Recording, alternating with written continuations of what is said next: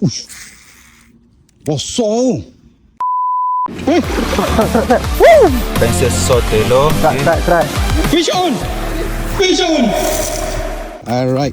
Kita cuba yang ni pula. Tiny tub. Alright. Mari kita buka dia.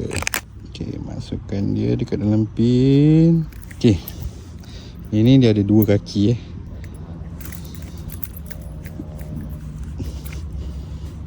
Okay. Dia masih timbul.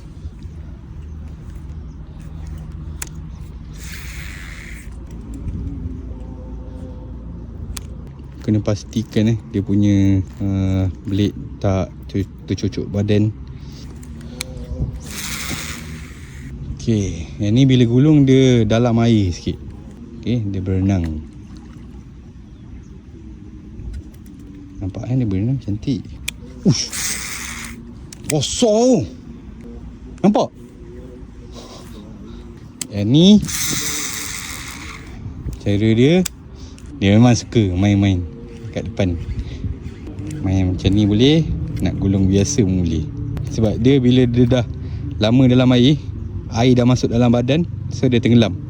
So boleh jadi top water dengan boleh jadi dalam middle water, semua boleh.